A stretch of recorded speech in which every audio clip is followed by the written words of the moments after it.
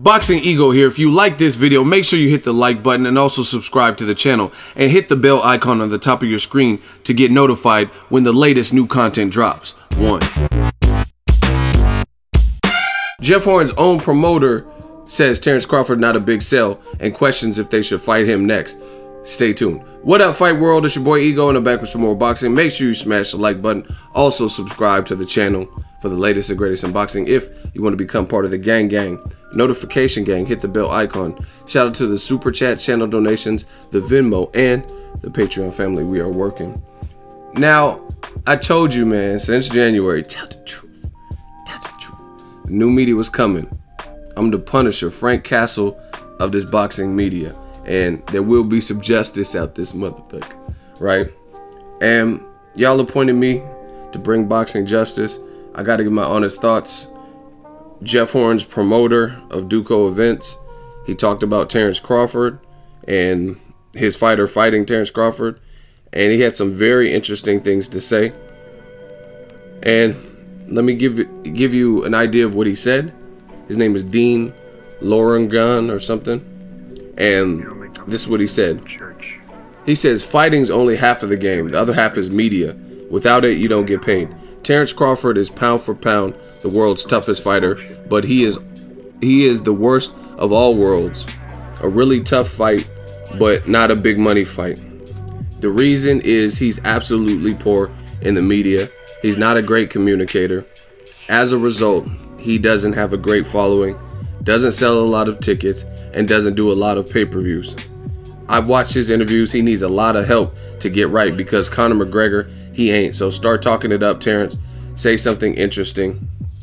And he also says that they're kind of torn if they should fight this guy, Terence Crawford, because he doesn't have the big following, they say. And there's other guys that they could fight in Australia, like Anthony Mundine, and his fighter, it stands to gain like a $2 million payday if they made that fight in Australia, right? Now I want to give my thoughts on this subject, and I totally disagree. I mean, to say Terence Crawford has no following, I follow him, and I have over 100,000 people that I let know when Terence Crawford is fighting. I go to Crawford's fights. I've been to several. You know what I'm saying? So that out the window already. You could already throw that out the window because I have for the boxing niche, there's a couple of people that have more subscribers than me, but I'm in the top bracket of, you know what I'm saying? Because I've been doing it long and, you know what I mean, develop my brand and my fan base. So off top, for boxing's a small community, right? And I make it my business along with others. I'm not saying I'm the only one. There's no one that's a top guy, you know what I mean, 100,000 subscribers or more that I have seen not promote Crawford's fights and stuff like that. That's one issue I have. 2, nobody wants to see Jeff Horn versus Anthony Mundine. Mundine got knocked out by Charles Hatley, right? Who later got knocked out by Jermell Charlo. So, yeah, in Australia, I'm sure it'll be a big fight because you can con the public because there's 2 Australians going against each other who have developed a name. That's one issue. Another issue. See, I told you we're gonna slice this up real quick. Punisher style, Frank Castle style. The other issue is this. Jeff Horn, see, a promoter is going to be a promoter. I get it, but you got to speak with some sense, and even as a promoter, and speak within reason. And in my opinion, Jeff Horn ain't no big star. If Jeff Horn came out to the Bay Area where I'm at right now, and he was at Kmart, nobody would know him. Nobody would know him. So the only market he has is a market in Australia, right? Brisbane or wherever in Australia, that their only chance to see boxing is, at least on a high level, like an ESPN level, is a handful of guys. So therefore people will come out. It's just like Joshua fighting in Cardiff, Wales or whatever. I mean, boxing only big boxing, like big massive fights with a guy as big as Joshua. And I'm not saying Jeff Horn's as big as Joshua, but I'm just saying the boxing doesn't come to Wales and have big fights every day. You know what I mean? Las Vegas always has big fights. I mean, in fact, this year I've seen Mayweather McGregor there. I was in there for Leo Santa Cruz, Carl Frampton. I was back there for the Conor, Canelo Triple G. So you guys get what I'm saying. It's just like the Barclays or Madison Square Garden. They're known for always having big fights every couple months or whatnot, every month, sometimes multiple times. You know what I mean? But Australia is not known for that. So that's the other issue. Second, how are you going to criticize Terence Crawford's presence, right? But you don't say anything about Jeff Horn. Jeff Horn, to me at least, his interviews, I have never heard anything where I was just like, wow, I know so much. I don't know. That's just me. Like, for example, when he beat Pacquiao and he called out Floyd Mayweather, I thought that was extremely corny. He had props. He had a walking cane and glove. And he, hey, Mayweather, I just want to know, which one is it going to be? Is it going to be the gloves or the walking stick?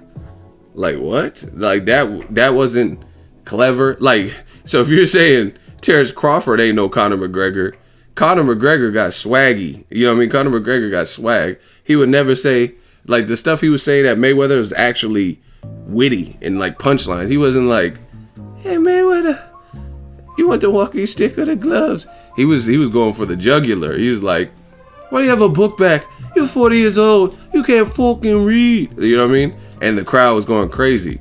The crowd wasn't going crazy when Jeff Horn said, Mayweather, you want the gloves or you want the walking stick? You know what I'm saying? So if you're going to talk about someone being dry, I mean, it's not like Jeff Horn is the next coming of McGregor either. You know what I mean? In terms of his ability to sell. I got two more issues to slice this up that I have with this. Another thing that the media does, especially with African American fighters, is this. If, just listen to me, new media style, and I'll probably be live streaming later today. So if anyone disagrees, feel free to tune into my live stream, hit the bell icon notification, and I can put you in the hot seat and we can discuss this mano a mano. But especially with the African American fighters, this is what I've noticed, right? If an African American fighter, Roy Jones, Floyd Mayweather, Adrian Broner, if they exude a level of cockiness, that cockiness gets transferred over as they're arrogant. Muhammad Ali, same thing. They're arrogant. Nobody likes this guy because this person's the villain. He doesn't want to stay humble, right? Broner, I mean, just look at Broner. Broner is the modern day trash talker. I'm telling you straight up. See, I'm a fair critic. I don't agree with everything Broner does. Like, you know what I mean? Like, where I'm from and stuff, you know what I mean? There's a lot of underprivileged people, things like that. So throwing money out a car window and wasting money, throwing money in Walmart, I don't condone stuff like that. And I said that. And I made videos about those types of things. That, to me, that's kind of goofy. Like, if you're gonna waste money, give it to a charity or something. You know what I mean? One of the kids in your city or something, buy them some gear or some gloves or whatever to get them started. And, like, don't throw it out a car window and just waste it because you have it like that. You know what I mean? So I don't even agree with everything Broner does. But however, when it comes to, oh man, you know, the Can Man and him dry humping Maidana and stuff, people despise him for those things, right? But now you have Jeff Horn's promoter. This is what they do. This is what people do. So I just named a slew of people who are arrogant, cocky. Their personal lives are judged with their skill. Like, oh, Floyd, you guys like this guy? Woman beater, baby? You know what I'm saying? Their personal lives get infused into who they are as fighters, all types of stuff, right? But then when a person like Terence Crawford is masterful, skillful, handling his business in the ring, undefeated, to my knowledge, I don't remember, this is just me, I've covered several of his fights. I don't remember a time where Crawford had a weigh-in naked or he just paid a penalty because he had he missed weight for one of his big fights, or his fight got canceled because he missed weight. So he's a professional through and throughout. And this is what they say. This is what they say about Crawford. Oh, he's boring. He has the personality of a raisin, or, you know what I mean, whatever crazy thing they say. So, you know what I mean, it's really a catch-22 if you're a black fighter. It really is, because if you're too arrogant, too cocky, then they hate you for it. You're the villain, and hey, of course everyone hates Floyd. He's the villain. But what about Andre Ward? He's not out there making memes and trash talking, but he will hold his own and stand his ground. Same thing with Crawford. And now you say Crawford needs to spruce up and do more, you know what I mean, to create excitement and be more of a Conor McGregor, you know what I mean? But if Terence Crawford were to be more of a Conor McGregor, then he would also have more hate, you know what I'm saying? So it's very funny to me. But like I said, to me, Jeff Horn doesn't have like some like infectious personality either. Now the last thing, in the words of House Party, I smell bunny, right? Because Crawford is your mandatory, has 0 fights at 147, and his team, I'm not saying Jeff Horn because he didn't make these comments, but his own promoter is in essence making excuses because he's a mandatory, and people don't have when Golovkin had to fight Dominique Wade, a mandatory, nobody had an issue with it, you know what I mean? And the people that did, like, who's Dominique Wade, the counter side was saying, that's just mandatory, you fools. So now Crawford is the mandatory, and like I said, listen to what people say. He just said that Crawford is pound for pound the world's toughest fighter, but he is the worst of all worlds because he's a tough fight. His words, a really tough fight, but not a big money fight. So read between the lines. What does that tell you? That to me is conceding that you know your fighter has a strong chance of losing his belt to Terence Crawford, and now you're making an excuse as to why, if you do pass him up, why it didn't make sense from a business perspective. As he said, fighting's only half the game, the other half is media. But what about a champion defending his home front and fighting his mandatory? Crawford didn't create, he's not in control of the rankings. The WBO made him the mandatory. So it doesn't matter if he has the personality that you like. It doesn't matter if he's the height you like. It doesn't matter if he has the fighting style that you like. The bottom line is he is the mandatory, and he's, in a lot of people's mind, pound for pound #1, or just a great fighter. So to me, it's all excuses. It's all excuses telling us that he doesn't do enough to sell his interviews and this and that. You know what I mean? It's just excuses. And to me, that shows fear.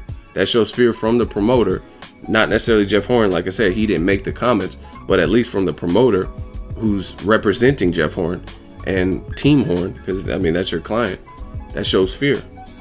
Because again, none of that has any bearing on, like, Jose Ramirez is about to fight against, I forgot, it might be for the WBO, I don't remember, but he's about to fight Amir Imam in 2018 at Madison Square Garden, they say, right?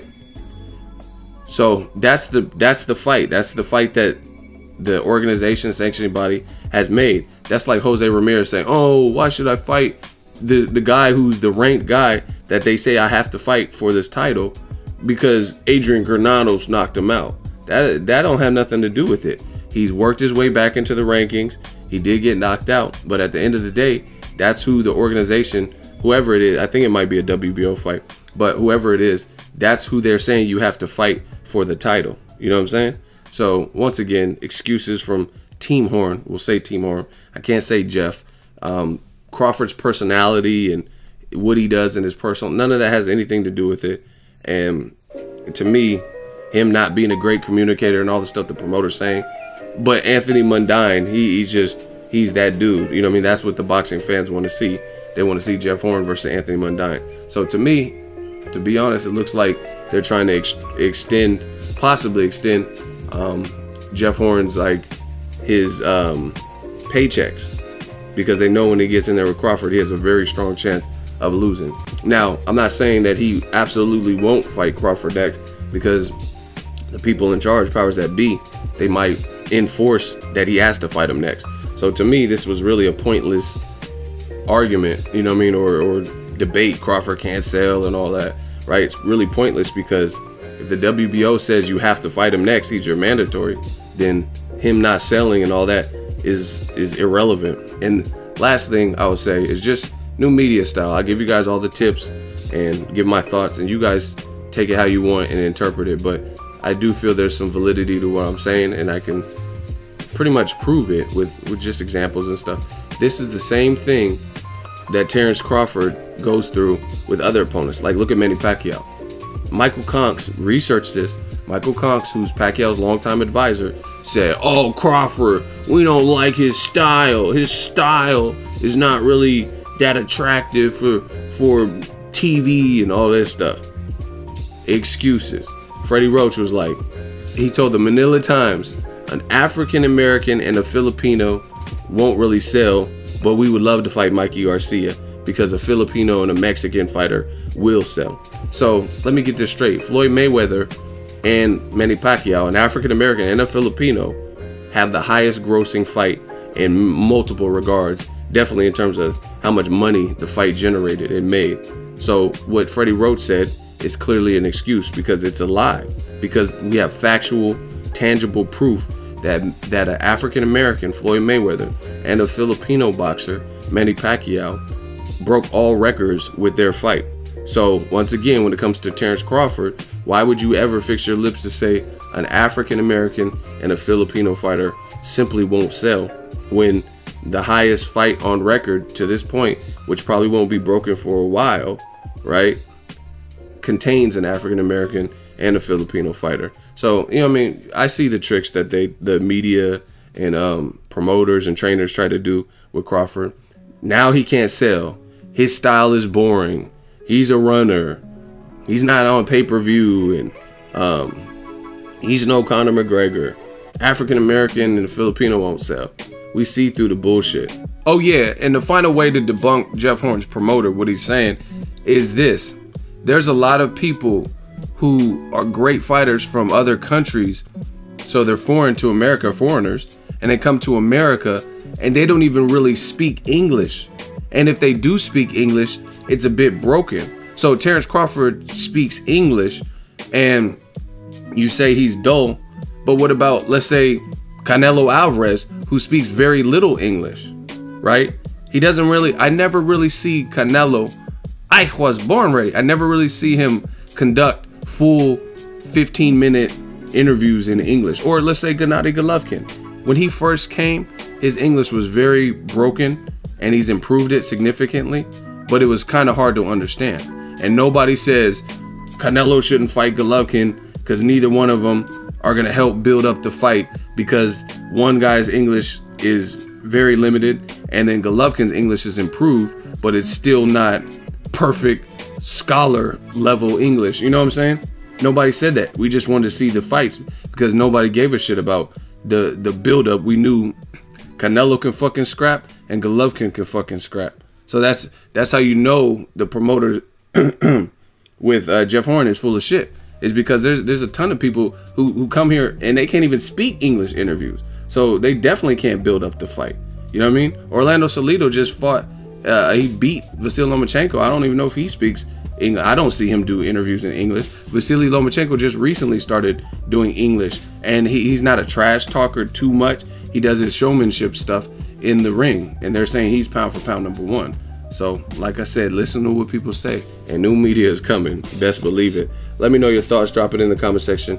Make sure you smash the like button. As always, hate, comment, and subscribe. Till next video is Ego signing off. So if you enjoyed this video and want more content like this on the channel, you can show your appreciation by going to the PayPal donate button or the YouTube support button. And you can donate any amount that you feel is equivalent to the value of this video. Much more to come. Thank you guys for your support. Boxing Ego, the future of boxing.